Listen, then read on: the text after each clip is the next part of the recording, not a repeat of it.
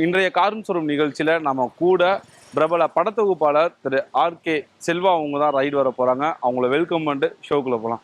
Hi, எப்படி இருக்கீங்க? Hello. ஏன்னா நான் பண்ணி வரேன், இங்கே அங்கே போயிட்டு இருக்கீங்க. ஒரு ரைட் போயிட்டு எப்படி ட்ராவல் பண்ணலாம்? Okay, sure. ஓகே.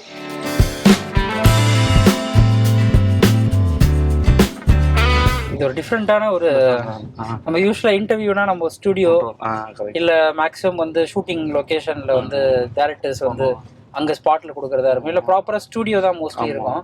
பட் இது வந்து கார்ல ஒரு டிஃப்ரெண்டான ஒரு, அது உங்கள மாதிரியான எடிட் ஷூட்ல வச்சு தான் எடுப்பாங்கல்ல? ஆமா, மோஸ்ட்லி எடிட் ரூம் தான் நம்மளுக்கு முழுக்க முழுக்க. அங்கிருந்து இது பண்றது தான், ஒர்க் பண்றது தான்.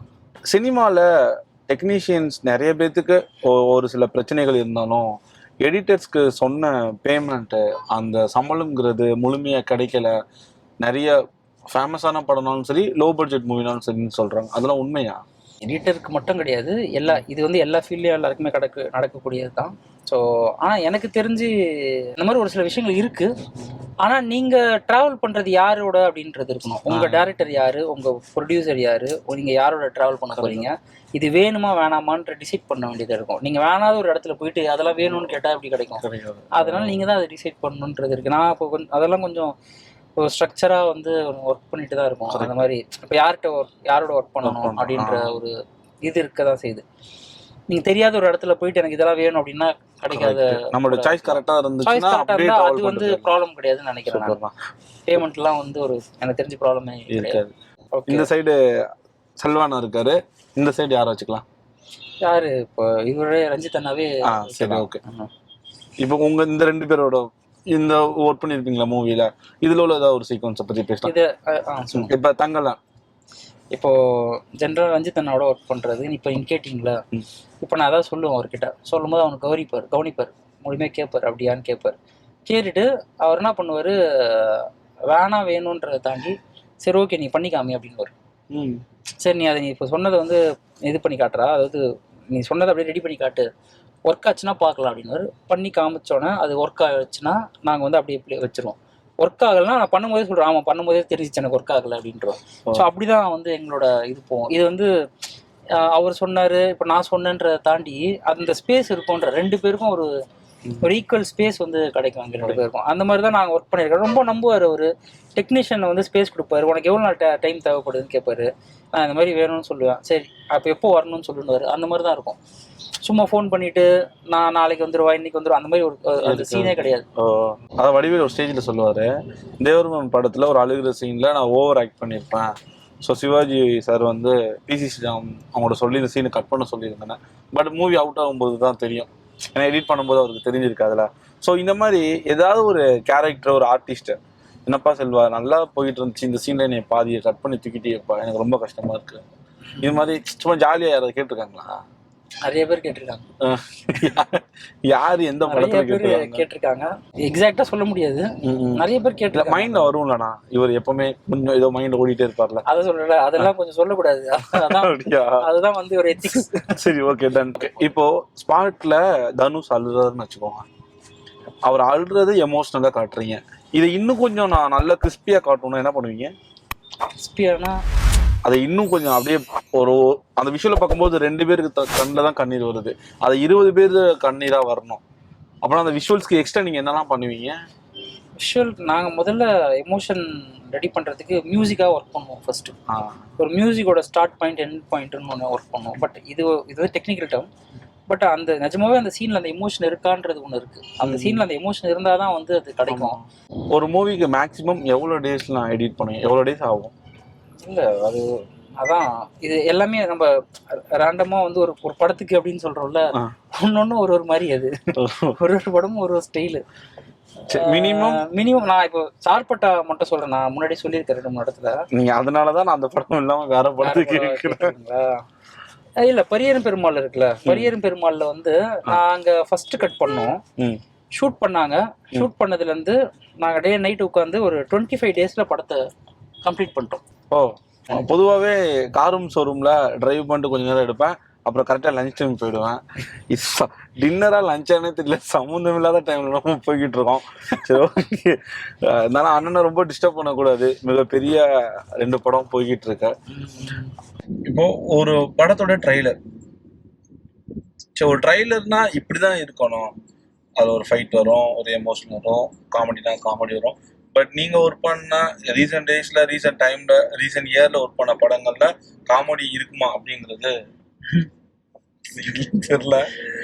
பட் இது ஒரு விதமான ஒரு ஜானர் மூவி. இப்போ இந்த மாதிரியான படங்கள்ல ஒரு ட்ரெய்லர்னா இப்படிதான் இருக்கணும், இது மட்டும் இருந்தாதான் ட்ரெய்லர், இதெல்லாம் எத்தனையோ 50 வருஷத்துக்கு முன்னாடியோ சினிமா வரும்போதெல்லாம் கிரியேட் பண்ணாங்க. இப்படிதான் இருக்கணுமா ட்ரெய்லர்னா? அப்படி கிடையாது. ட்ரெய்லர்ன்றது எப்படி வேணாலும் இப்போ இருக்கலாம்ன்ற இடத்துக்கு வந்துடுச்சு.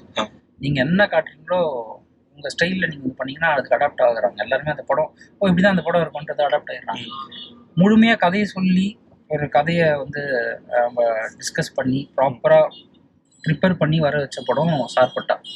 ட்ரெய்லர் முழுமையா சொல்லியிருப்போம், கதையை இறங்குறது ஏறுறதுன்னு எல்லாமே சொல்லியிருப்போம் நம்ம. அதே வேற நீங்க கர்ணனோட ட்ரெய்லர் பாத்தீங்கன்னா டீசர் ஆகட்டும், அது என்னன்னா நானும் மாரியும் டிஸ்கஸ் பண்ணிட்டு இருந்தோம். மாரி என்ன சொன்னாரு, கர்ணன் வந்து என்ன பேசுறான்னு யாருக்கும் தெரியும். கர்ணனோட வந்து கர்ணன்ற கேரக்டர் எந்த மாதிரி பேச போகுது, என்ன விஷயத்த பேச போகுதுன்றது யாருக்கும் தெரிய வேணாம். ட்ரெய்லர்ல அவர் பேசவே கூடாது. இதான் வந்து அவர் டிசைட் பண்ணது. ட்ரெய்லர்ல அவர் பேசவே வேணாம், பேசாம மற்றவங்களாம் இருப்பாங்க, ஆனா அவர் என்ன பேச போறாரு, எல்லாருமே என்ன சொல்லுவாங்க, ஒரு ஹீரோனா ஒரு மாசான ஒரு டைலாக் இருக்கும், ஏதாவது என்ன பேச போறாருன்னு இருக்கும்ல. இதுல வந்து கர்ணன் வந்து என்ன பேசுறாருன்னு தெரியவே கூடாது. கர்ணனோட பேசுறது வந்து தியேட்டர்ல தான் வந்து எல்லாரும் பார்க்கணும், அவர் என்ன பேச போறாருன்றதை தியேட்டர்ல தான் பார்க்கணும். அந்த மாதிரி கட் பண்ணுங்க அப்படின்னாரு. அந்த மாதிரி தான் கட் பண்ணுது இந்த கர்ணனோட ட்ரெய்லரோட ஹைலைட்டே அதுதான் நினைக்கிறேன். தம்பி உங்க லஞ்சு கூப்பிட்டேன், எடிட் பண்ணி டயர்டாகி தூங்கிட்டீங்க, பேசலாம். சரி, ஃபர்ஸ்ட் ஒரு டிரெக்டர் மாரி செல்வராஜ், அவரோட ஃபர்ஸ்ட் மூவி நீங்க தான் எடிட் பண்ணீங்க, பரியேறும் பெரும்போது. உங்களுக்கு பயமா இருந்துச்சு, அவருக்கு பயமா இருந்ததா? எந்த மாதிரி பயம்? ஒரு ஃபர்ஸ்ட் மூவி கொடுக்குறோம், ஒரு எக்ஸ்பீரியன்ஸான ஒரு பெரிய டைரக்டராக இருந்தால் அவர் சொல்லி நம்ம கேட்கலாம். இந்த மூவி நம்ம இப்போ தான் வளர்ந்து வந்துட்டுருக்கோம், நம்ம கொடுக்குற அவுட்டு தான் ஒரு லைஃபே இருக்கு, ஒரு கேரியர், அவருடைய வாழ்க்கை, அவரோட உயிரே அதுதான். பேசிக்காக சொல்லணும்னா அதிகம் பயந்தது அவர் தான். ஏன்னா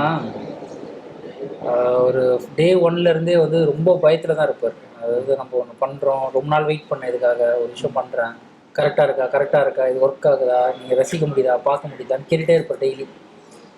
முடிஞ்ச அளவு அவர் என்ன பண்ணுவார்னா அவரோட பயத்தை எல்லாத்தையும் வந்து நம்ம மேலே நான் ரொம்ப ஜாலியாக ரெடி ஆவேன் உட்கார்றது, அவரோட ஃபுல் பயத்தை வந்து அப்படியே ஃபுல்லாக டிரான்ஸ்லேட் பண்ணுவார் நம்ம மேலே. ஸோ அப்படி தான் அந்த படம். ஏன்னா அது என்ன சொல்கிறாருன்னா, அப்போது நீங்கள் முன்னாடியே படம்லாம் பண்ணியிருக்கீங்க, உங்களுக்கு ஒரு சின்ன அனுபவம் இருக்குது, மாதிரி ஒரு எடிட்டராக ஒரு படம் பண்ணியிருக்கீங்க நிறையா. அப்படி இருக்கும்போது நீங்கள் எப்படி பார்க்குறீங்க இந்த படங்களை, இப்போ இந்த படம் எப்படி பார்க்குறீங்க, உங்களுக்கு கரெக்டாக இருக்கா, உங்களுக்கு எடிட் கரெக்டாக இருக்கா, ஷார்ட் கரெக்டாக இருக்கா, எல்லாமே அப்படின்னு கேட்டுகிட்டே இருப்பார். ஒரு சின்ன சின்ன விஷயத்துக்கு அவ்வளோ பயப்படுவார். ஒரு ட்ரெய்லர் லாக் பண்ணால் கூட கிட்டத்தட்ட வந்து ஒரு 10-20 தடவை ப்ளே பண்ணிகிட்டே இருப்பேன், அவ்வளோ பயப்படுவார். ப்ளே பண்ணிவிட்டு பார்த்துட்டு சூப்பராக இருக்கும், ஓகே நெக்ஸ்ட்டு போட்டுகிட்டே இருப்போம், பார்த்துட்டே இருப்போம். அவர் தனியாக உட்காந்து ஹெட்ஃபோன் கனெக்ட் பண்ணி பார்த்துட்டே இருப்பார். ரொம்ப பயப்படுவாருன்னா அந்த பயம் இல்லை, எப்படி சொல்கிறதுனா ஒரு கரெக்டான விஷயம் பண்ணணுன்றது ரொம்ப ரொம்ப சென்சிட்டிவான ஆள், பயங்கர சென்சிட்டிவாக கரெக்டான விஷயத்த ஒரு சின்ன மிஸ்டேக்காக நம்ம சொல்லிடக்கூடாது அப்படின்னு கான்ஷியஸாக இருக்க ஒரு ஆள். அதனால கரெக்டாக பண்ணணுன்ற ஒரு பயம் வந்து ரொம்ப அதிகம் வரும். ஓகே, இப்போ எப்படிதான் இருக்காரு? இன்னும் பயப்படாது? அதே மாதிரி தான் இருக்காரு. பரியேறும் பெருமாள் மாரி செல்வராஜா, மாமன்னன் மாரி செல்வராஜா இருக்காரு, அப்படியே தான் இருக்காரு. நீங்க எதுவும் சொல்லியிருக்கீங்களா, நான் பண்ண எல்லா படமே ஹிட், அப்போ ஏன்னா இன்னும் பயப்படுறீங்க, எப்படிங்களா நான் பார்த்துக்கிறேன்? அதுதான் அவருக்கு இன்னும் அதிக பயம் கொடுக்குது. இல்லை அவருக்கு இப்போ தெரிய வருது என்னன்னா ரொம்ப பெரிய எதிர்பார்ப்பு இருக்கு அவர் மேலே, நம்ம பண்ணுறது ஒரு டிஃப்ரெண்ட்டாக இருக்குது அப்படின்றது நம்புகிறாங்க, டீம் நம்புது, எல்லாருமே நம்புகிறாங்க. இப்போ ரொம்ப இன்னும் பொறுப்பாகவும் இன்னும் அவர் எப்போதுமே இருப்பார், இன்னும் ரொம்ப எக்ஸ்ட்ரா கான்ஷியஸாக இருக்கார் அவர். அவர்கிட்ட ரொம்ப பிடிச்ச விஷயம் அப்படின்னா என்னென்னா, இப்போ ஃபிலிம் ப்ரொமோஷன் ஒன்று இருக்கும் எப்பொழுதுமே. ஃபிலிம் ப்ரொமோஷனுக்கு நிறைய வழி இருக்குது ப்ரொமோட் பண்ணுறதுக்கு. ஒரு இன்டர்வியூஸ் கொடுக்கலாம், இல்லை வந்து ஒரு வேறு நிறைய விதமாக க்ரியேட்டிவாக பண்ணுவாங்க. ஆனால் நான் வந்து மாரி செல்வராஜ் அவர்கிட்ட கற்றுக்கினது விஷயம் என்னென்னா வந்து அவரோட படம் வந்து வெறுமனே கிராஃப்டாகவே அவர் ப்ரொமோட் பண்ணுவார். ஒன்லி கிராஃப்டானாக்கா அவரோட படத்தில் இருக்க ஒரு பாடலை வச்சு ப்ரொமோட் பண்ணுவார். இப்போ கண்டா வர சொல்லுங்கன்னு ஒன்று இருந்தது. அந்த படமே வந்து இப்போது கிட்டத்தட்ட கண்டா வர சொல்லுங்க சாங் பார்த்தீங்கன்னா ஆர்டிஸ்ட் தனுஷ் சார் இருக்க மாட்டார் அந்த பாட்டில் இருக்க மாட்டார். ஆனால் தனுஷ் சார் வந்து பாட்டில் இருப்பார். அதாவது இருக்க மாட்டாருன்னா அவர் ஷூட்டிங்காக இருக்க மாட்டாருன்றான். ஆனால் அவர் ஒரு ஓவியமாக இருப்பார் அந்த படத்தில், அந்த அந்த சாங்கில் அவர் ஓவியமாகவே வச்சு அவர் மேலே ஃபுல் தனுஷ் சார் இருக்கிற மாதிரி ஒரு இம்பேக்ட் கிரியேட் பண்ணி அவர் கிராஃப்டாகவே ப்ரொமோட் பண்ண. இப்போ கருப்பி என்ற கருப்பின்னு தான் ஃபஸ்ட்டு பரியன் பெருமாளுக்கு ஓப்பன் ஆன விஷயம். அதில் வந்து ஒரு நாயோட தலையை வச்சு ஒரு ப்ரொமோட் பண்ணி அதை கிராஃப்டாக சொல்கிறல ஒரு ஐடியாவா ஒரு கலையாக அதை வந்து ப்ரொமோட் பண்ணுறது இருக்குல்ல. ஒரு சின்ன வேறு வழியிலையும் அதை போக விடாமல் only craft, only making, only ஃபிலிமோட ஐடியா, அவரோட ஐடியா வச்சு ப்ரொமோட் பண்ணுவார். ஒரு மானிட்டரில் 2 மூவி, ஒன்று தங்கலாம், இன்னொன்று மாமன்னன். இவங்க 2 பேருமே நம்ம பிரிச்சே பார்க்க முடியாது. பட் 2 மூவியுமே சேம் டைமில் ஒர்க் பண்ணிட்டு இருக்கீங்க. 2ல் எதுனா நல்லா இருக்கு? அப்படி ஜென்ரலாக ஒன்று சொல்ல முடியாது இது நல்லா இருக்குது அது நல்லா இருக்குது. 2மே சூப்பராக இருக்குது. 2 படத்துக்கான எக்ஸ்பெக்டேஷன் ஒரு லெவலில் இருக்குது. இந்த படத்துக்கு ஒரு எக்ஸ்பெக்டேஷன் இருக்குது, அந்த படத்துக்கு அப்படின்னு ஒரு தங்கலானுக்கு ஒரு பெரிய எக்ஸ்பெக்டேஷன் இருக்குது, மாமன்னனுக்கு ஒரு எக்ஸ்பெக்டேஷன். அந்தந்த படங்கள் அந்தந்த ஜானரை அந்தந்த டேரக்டரோட விஷனை அது வந்து பூர்த்தி செய்யும். கண்டிப்பாக வந்து 2மே ரொம்ப முக்கியமான ஒரு படமாக மாறும்.